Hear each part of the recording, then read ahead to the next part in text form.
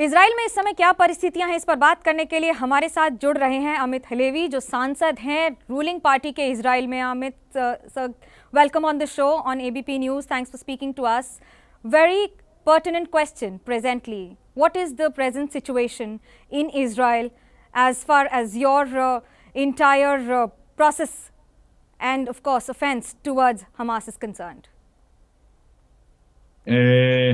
Thank you for inviting me. Okay, the situation here is, in one word, is war. As you know, we are in a very aggressive and a very brutal war.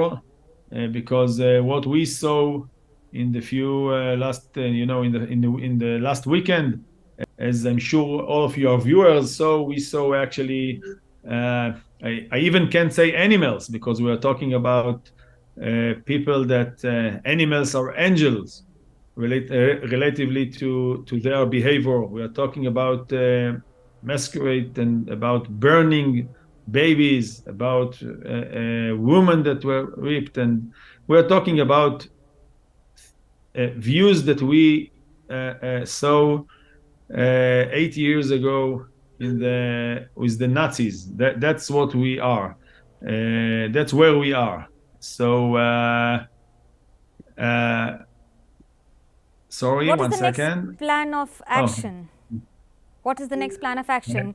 And how much of Hamas entire area have you been able to take control of and destroy completely? Yes, I think first of all, those are the goals, should be the goals, and it should be very clear. The goals of the war, the goals of this operation should be those two goals that you mentioned. First of all, completely, totally destroying the Hamas organization, all his people, all his branches in the Gaza Strip, by the way, in the region in general.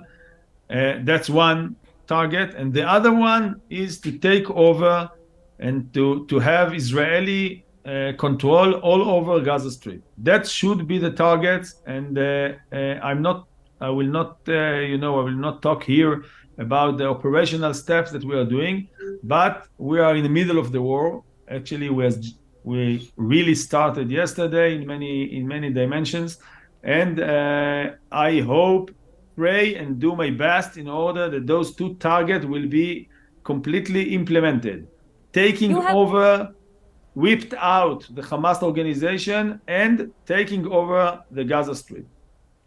You have used airstrikes. You have also used ground assault. If you could describe on what is the kind of operational integrities that are involved in this special operation. Look, in the days nowadays, we are acting mostly from the air, also from the sea, and I think that's the way that we need to continue. In the first stage, all the Hamas bases, all the infrastructure of Hamas, the roads, all the weapons, gas, water, electricity, all those things should be taken off as soon as possible, immediately. And I will tell you now, that's why I think to go inside now by our the regular units, it should not be now. First of all, we need to finish what we are doing from the air and from the sea, and this is the first step. I want to tell you one more thing regarding this issue. We are calling, and I call here in your respectable channel, every Gaza citizen. I think he has today two options. One, to get out from the Gaza Strip, to go to the Rafah border, to go to the border with Egypt, and to get out from Gaza Strip. Anybody that stay in the Hamas area is under danger. He must get out. And there is another option. And the other option, to do exactly as some of the Germans and others do in the World War II, to participate in the resistance to those Nazis, to those Hamas soldiers. And every guy, every citizen from Gaza that will kill Hamas terrorist, or will harm him, or will create a group that will fight the Hamas, he will be, an honorable citizen in Israel. And I think that every human being that saw what we all saw in the last weekend should be part of it. And I think that the international community, and I'm saying it here also to the India people, should not only condemn, should do whatever it can, in order to arrest all the Hamas leaders as international, people that made international and war crimes against humanity. It's not only against our people. Those there were crimes against the humanity. So I think coming this to is that point, you said Hamas, it is also being equated to ISIS. Do you think whatever the international forces had done to the ISIS chief and others, have you been able to identify the Hamas chief, or what is the quantum of damage that you've been able to do in that region? So first of all, I think it's not a precise comparisons. Why? Because from one side it's the same like the ISIS, like Daesh. You're right. The same cruel ways of actions, and the same ideology, by the way, same ideology. But from the other side, Hamas is not organization. Hamas took over Gaza for the last 18, 19 years. And those more than 1 million, even more, people were educated by Hamas ideology. Means that we have issue here, we have business here not only with organization, and we should kill only the organization. We have a society that actually back up this horrible ideology. So that's why I said before that every honest and every human being that is in Gaza Strip must do one of two: or to get out from Gaza, or to kill Hamas terrorists. That's the only way. He must declare that he is not belong to this evil society. This is what need now. So it's like ISIS, but it's much worse than ISIS, because we have a deal here with society, not with individuals that has organizations, but with the complete society that we need to to put the mirror in front of her and to tell her, or you are in the good guys of the humanity, or you are with the Nazis and other terrorists in the past. So it's little more even worse than the ISIS. There are questions being raised on a few Middle East countries, including Iran. What is the role that you say or see of these countries vis-a-vis this attack? Look, Iran is a major player in this attack, because Iran is actually the biggest sponsor of Hamas organization. More than 80% of Hamas budget that aimed mostly to terror and delegitimization of Israel. This is from Iran. By the way, it's not the only proxy of Iran. You have, in Yemen, you have in Iraq, you have in Syria, you have in Lebanon. Every place that Iran promoted its proxy, she actually destroyed the local country, destroyed it, and brought to the arena terror, evil, corrupt. That's Iran all about. So Iran is a very big player also in this war. One thing. Second, we can see in the Muslim world that actually split to two groups. Those one that want to promote Abraham heritage. That's why our agreement named Abraham Accords, and that actually see the religion, see the Muslim religion as a religion with faith, that educate to faith, to justice, to truth, to morality. This is one side of the Muslim world, and there is the other side, and the other side is in front of us. And I think the Muslim countries like Saudi Arabia, like the Emirates, should loudly and clearly, and I get a lot of responses from people from Saudi Arabia, in many places in the Muslim world, that say this is not religion, this is not our religion. Yes, it's important to say here, it's not our religion, it's not religion at all. They are infidel. They are not religious people. Your Prime Minister, Benjamin Netanyahu, had spoken to the Prime Minister of India, of my country, Mr. Narendra Modi. What was the conversation, if you could share anything about it, and how do you see India in the scheme of present situation?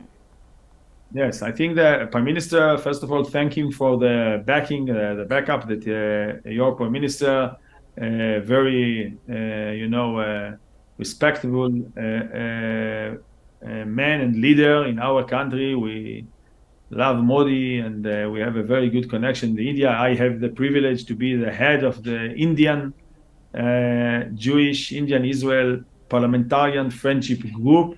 So it's a great honor for me, and I think the Indian people showed, and your leader showed this week that India is in the, as it's used to say, the right side of the history, the right and the only one, and the only right side of the history. And India and Israel are both two civilizations that has, 4,000 years of civilization that promoted faith and culture of justice. And I think this that's by the way, that was the major issue in their conversation. I mean, they talked about what happened here, and our Prime Minister thanked him about his backing. And I think the Indian people should be part, as it is today, in the resistance to all the terror powers in the Muslim world and at all. And I think the alliance that we have together, I mean the G, if I allow, the G alliance, yes, Jewish-Indic alliance, is very important in the future of the world. As President Biden said not a long time ago about the train road between India, from India through the sea, through the Emirates and Saudi Arabia and Jordan till the Haifa Gulf, is just part of the, this is the economical road, but it's a bridge of two civilizations that have a lot of common values, and that's the important issue here. You did mention about United States of America. What has been the help and assistance extended from USA and other parts of the world to Israel? Okay, we in the last few days we have some weapons, different kind of weapons that you have got from America. America is a very strong friend of Israel, and as you saw, there is the aircraft that came here yesterday, and Hamas war or Gaza war is not only in Gaza. We have the same problem in Lebanon, we have the same problem in part of Judea and Samaria, and we have the major problem with Tehran, with Iran. That's why the cooperation and the working together with the United States of America is very important, not only in terms of the weapon and the airplanes and things like that, also that what seems to be an international issue. It's not our issue. It's a regional issue, first of all, of the Middle East, and it's more than that, because this war did not happen just, by occasion in this time. It was after that we promoted the agreement with Saudi Arabia, after the Fox News interview of Mohammed bin Salman. And I think our enemies, the enemies of the peace, the enemies of the prosperity, the enemies of the truth, actually, Iran and all its proxies, include Hamas. Tell me one thing. You're a country... One more sentence in your permission. They knew that if we, the Jewish people, the Israeli people, will have agreement with Saudi Arabia, with Mecca, means that we are Banu Israel, as it's in the Quran. We are Banu Israel. We are the sons of Israel, sons of Isaac, sons of Abraham. This means we have common values of faith, of truth, and as it is in the Quran. And you can listen to those voices from Saudi Arabia today, not from the leaders, but from many, not for many people. In the Quran, the land of Israel belongs to the sons of Israel, belongs to the Jewish people. It's a revolution in terms of the extremists of the Islam. That's why there is such a resistance for it. And that's why it's so important, the revolution that has been done in the Middle East and in the Muslim world regarding Israel, regarding the common values that we have with this part of the Islam is very important. And that's why the extremists of the Islam, the murderers, those one like Haj Amin al-Husseini 100 years ago, he was a good friend of Hitler. These are his descendants. These are his sons and grandchildren that now in Gaza Strip, in Lebanon, in Iran, are trying to continue with his legacy. So this is the issue in the Muslim world. There are two roads here. One road of faith, morality, truth, and justice, and the other road is terror, evil, and what we see that coming out from Iran. So that's why this war is actually, as I said, it's not just like that came in this period of time. And regarding your question, we expect to every country in the world actually that belong to the free countries, to the liberal countries, to countries that believe in freedom, to be against those countries. That's why I said it's not only in Gaza. We accept that India and America and Europe will cooperate in a long effort to take out, to whip out, to kill actually all those organizations as it's been done with Al-Qaeda and ISIS. Tell me one thing. There is one question that needs to be answered by the Israel authorities, including you. You have always been known in the world of having one of the best agencies to handle security at all status and all stature. Mossad, is it a failure of the intelligence on behalf of the entire Israel as a nation? First, yes. The answer is yes. Of course, it was a horrible failure. I mean, there was a colossal failure. I mean, not only in the terms of intelligence, it was intelligence failure, it was operational failure. There is no question about it. We are not dealing now to investigate and to research about the sources and the root. Not now. I mean, we're in the middle of a war. We are doing the researches and the investigations only regarding things that we need to the war. That's, of course, we are doing. But we are not dealing now with who is blaming in this, in that, because we're in the middle of the war. We have a great army. We have more than 150% of recruiting people now to the army. I mean, we're in full capacity, much more than full, yes, actually 150% of soldiers with full motivation. I want to tell you something. They ripped our women. They burned our babies. Israel is not going to get over, to come to wake to tomorrow morning like the world is the same. The world is not the same. Israel is not the same. We want revenge, and we will do it. I mean, our soldiers are ready now, and I think, again, every Hamas terrorist in Gaza should be very care tonight and in the following days, because this status of Hamas in the Gaza Strip will not be anymore. Nobody of those terrorists will stay alive.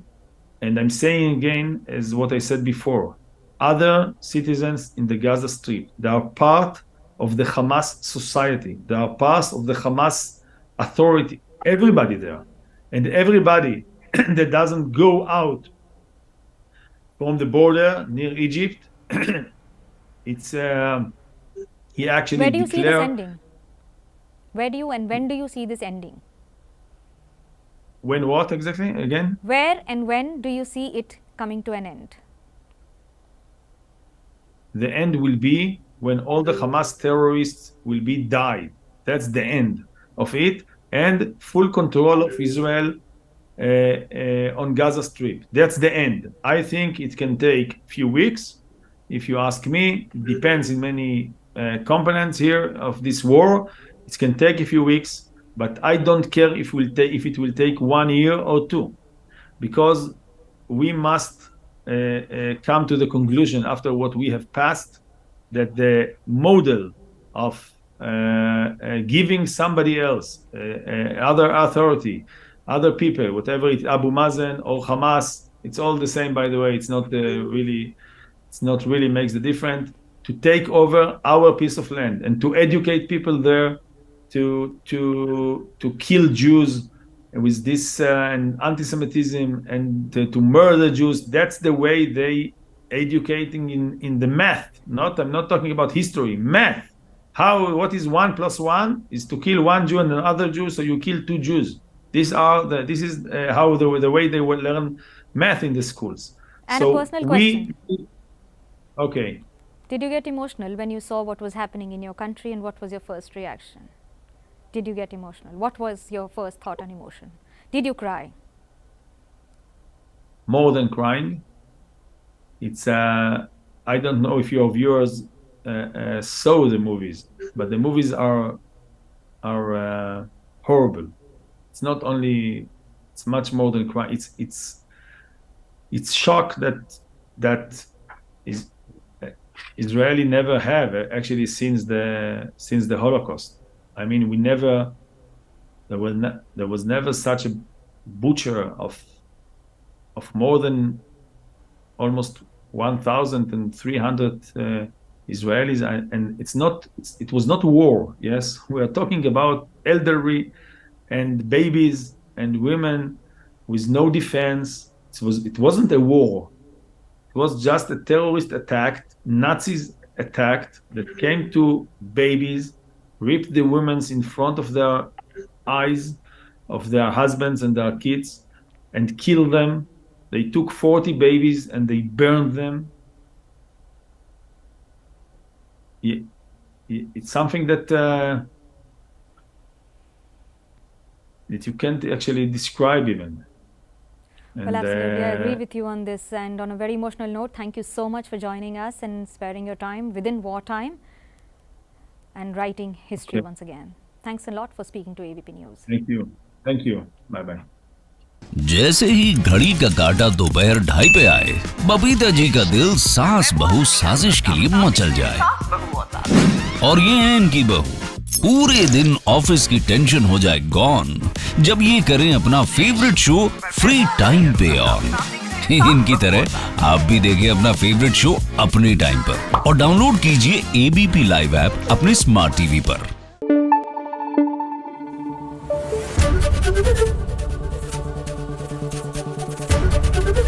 ABP news आपको रखे आगे।